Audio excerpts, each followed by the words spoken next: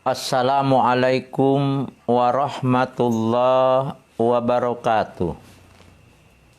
Bismillah, alhamdulillah, nahmaduhu wa nasta'inuhu wa nasta'in wa na'udzu billahi min syururi anfusina wa min sayyiati a'malina may yahdihillahu fala mudhillalah wa may yudlilhu fala hadiyalah.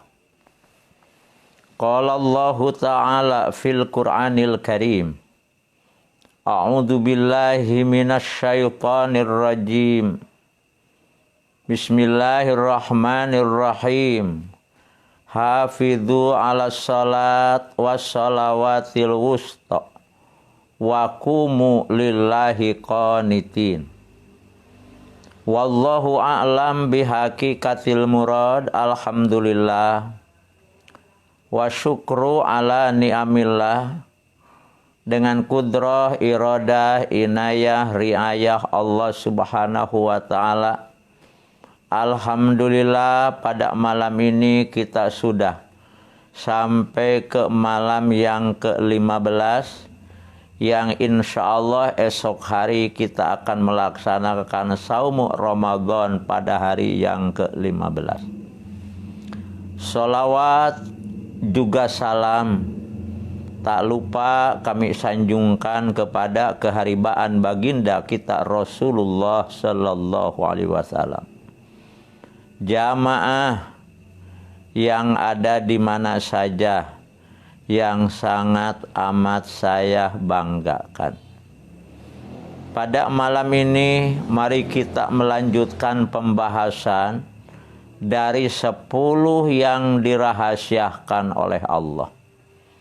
Pada malam ini merupakan akhir dari 10 yang dirahasiakan oleh Allah, yaitu ahpa salawat wusta bainas salawat.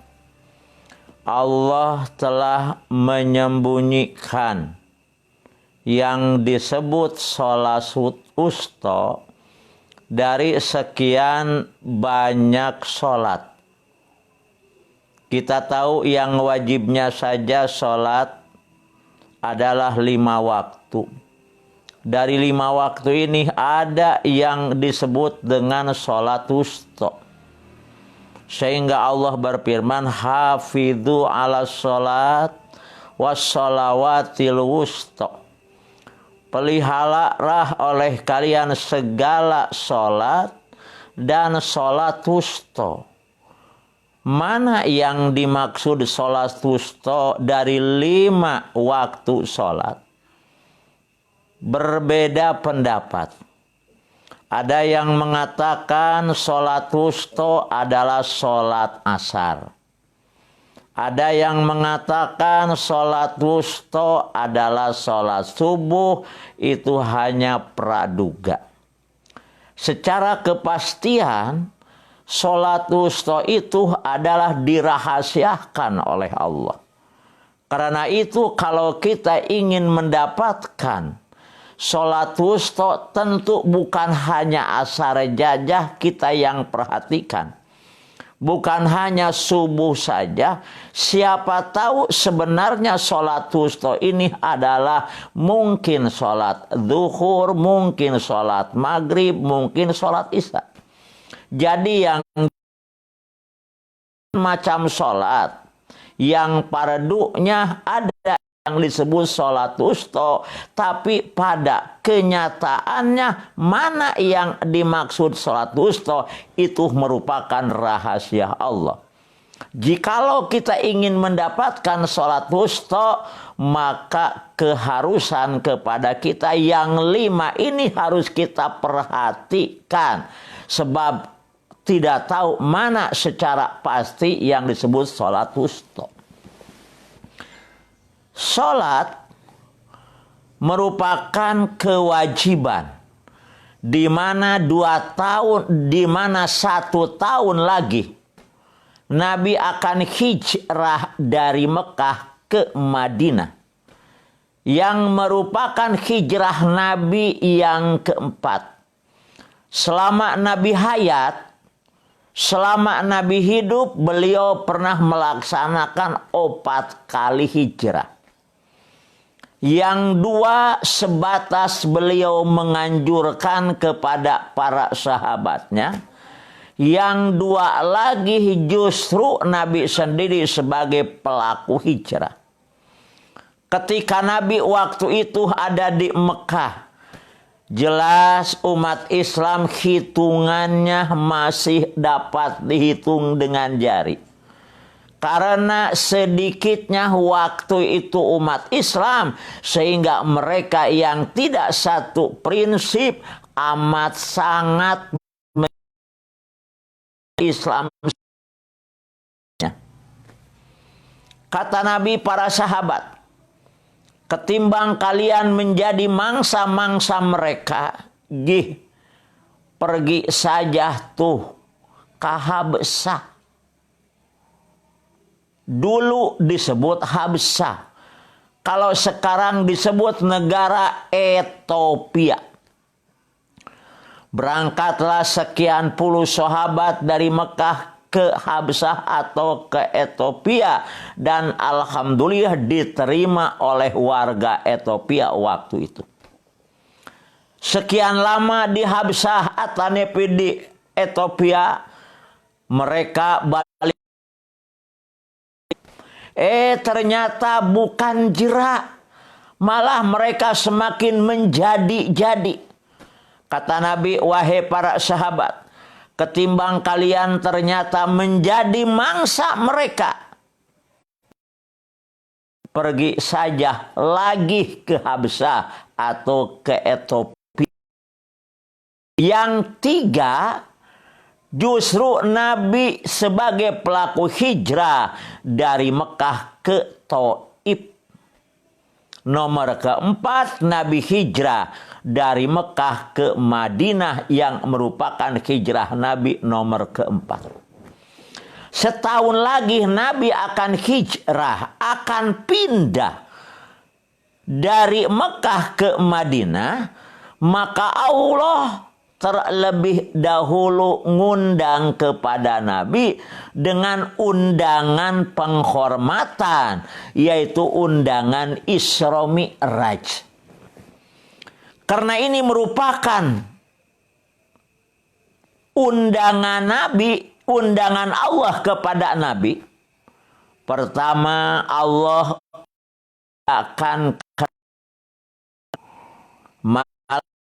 yang akan ditaiki oleh Nabi bukan satu kendaraan, tapi macam kendaraan.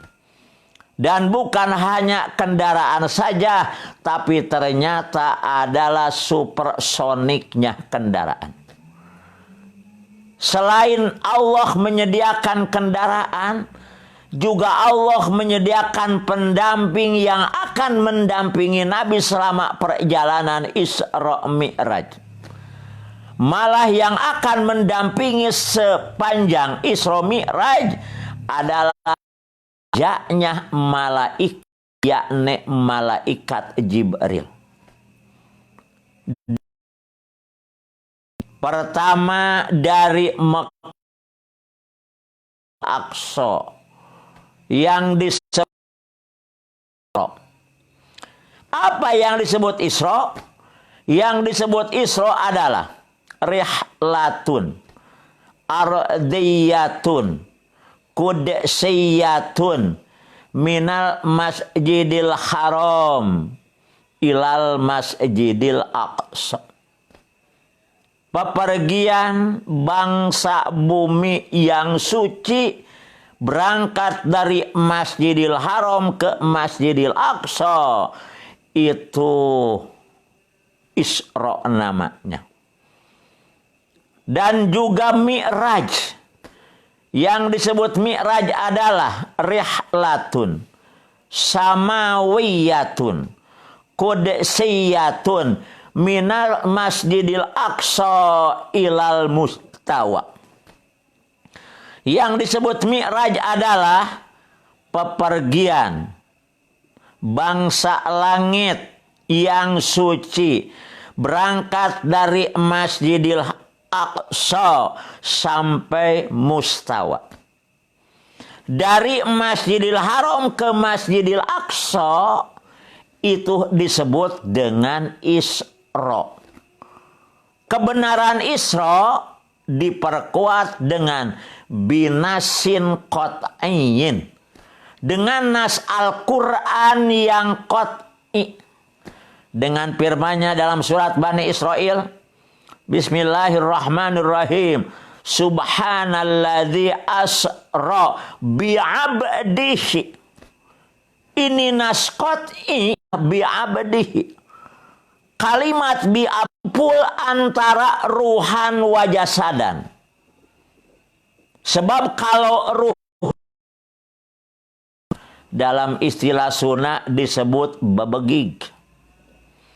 Kalau hanya paruh berarti bangke.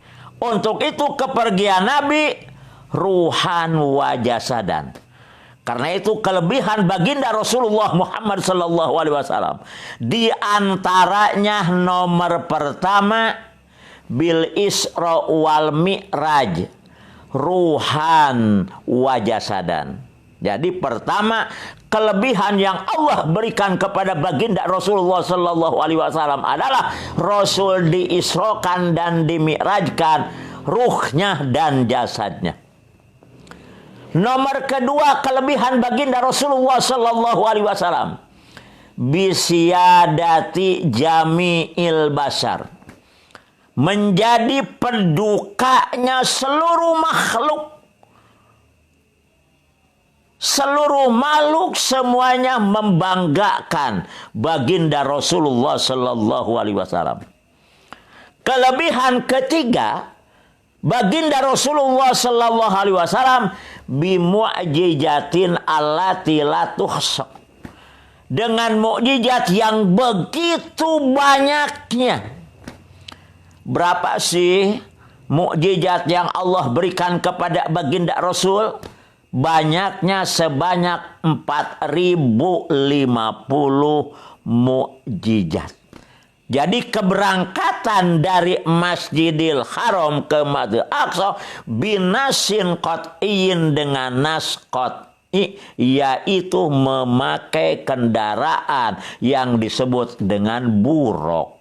Buruk Nabi taiki dari Masjidil Haram sampai Masjidil Aqsa.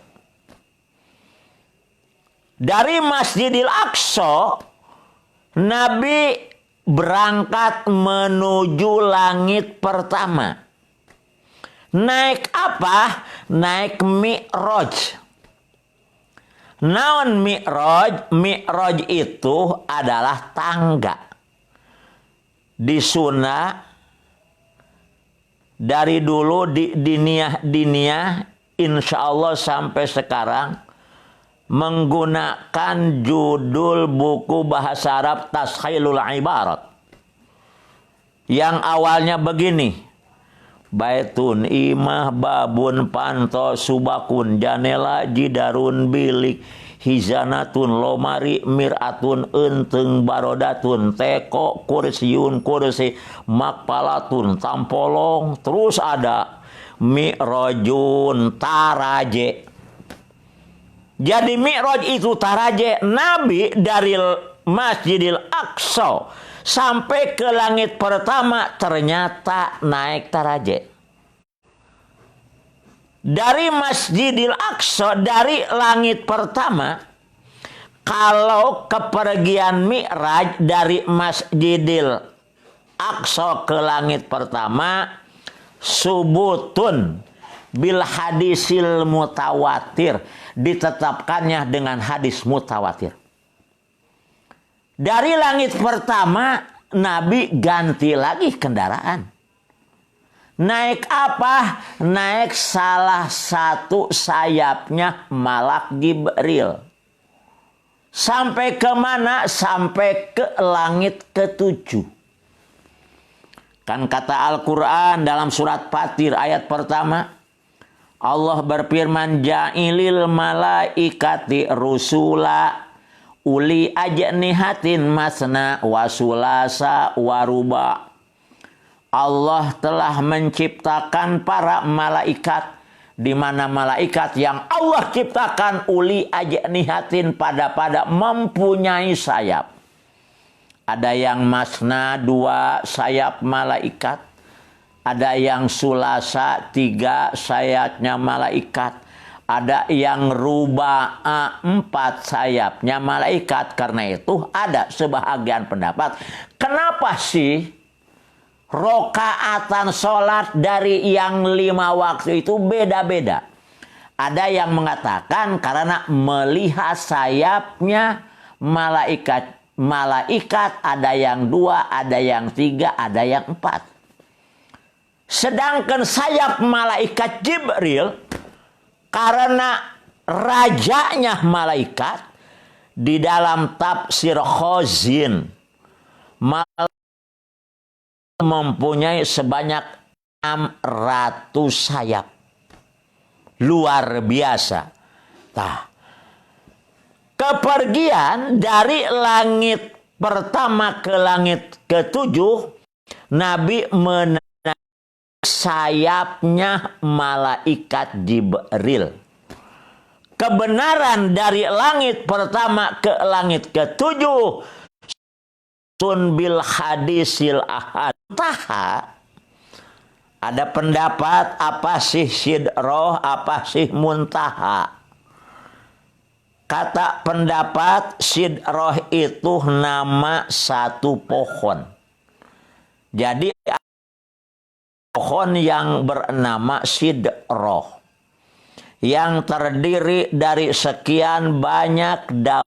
Ketika baginda Rasul Muhammad sallallahu alaihi wasallam sampai di sidroh, malaikat-malaikat yang ada di sana menghadap kepada Allah, ya Allah, izinkan kami ingin membahagiakan dengan kedatangannya makhluk yang paling mulia adalah baginda Rasul Muhammad sallallahu alaihi wasallam.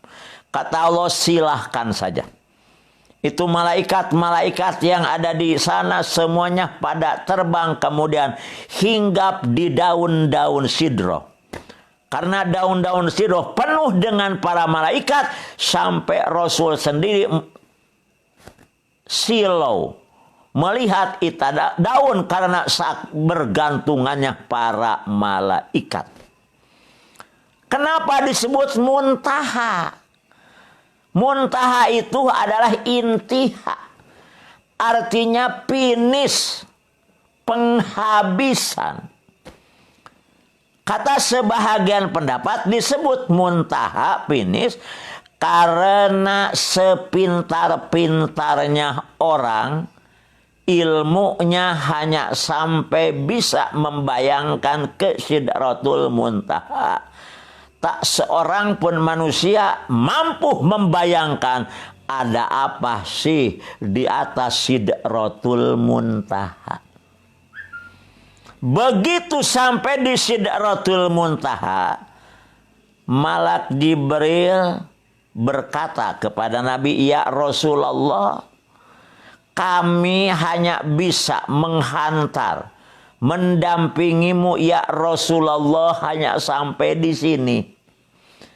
Tidak mampu kami untuk mendampingi sampai di atas sidratul muntaha.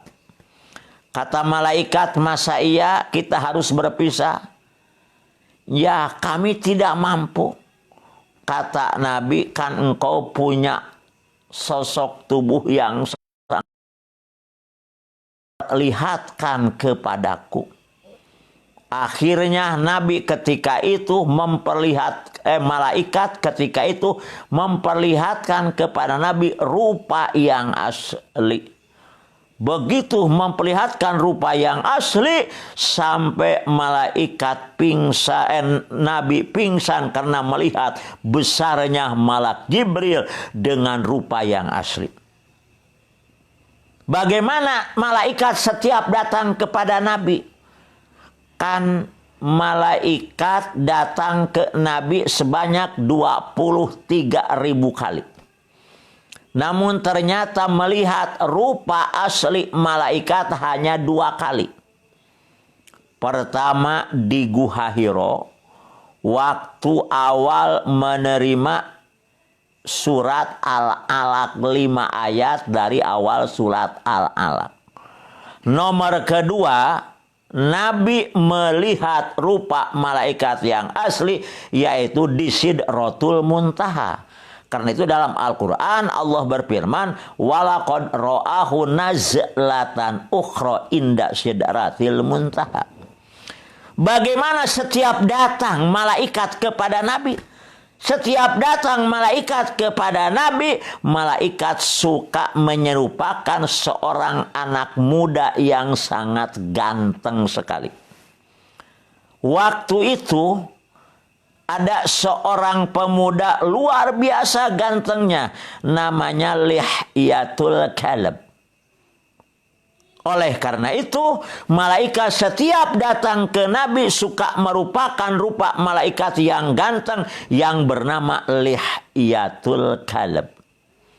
Begitu malaikat sudah memperlihatkan rupa yang asli, kata Nabi, malaikat mari kita setar berangkat ke atas. Begitu malaikat angkat dari alam lahut. Sebab alam ini kata sebahagian pendapat ada alam nasut, ada alam malakut. Dari Sidratil Muntaha ke sana disebut alamnya alam lahut.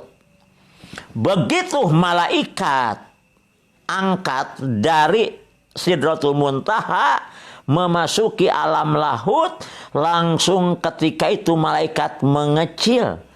Sampai-sampai luar biasa kecilnya, sampai kata malaikat, ya Rasulullah, kami jelas tidak mampu, hanya mampu ke sini saja.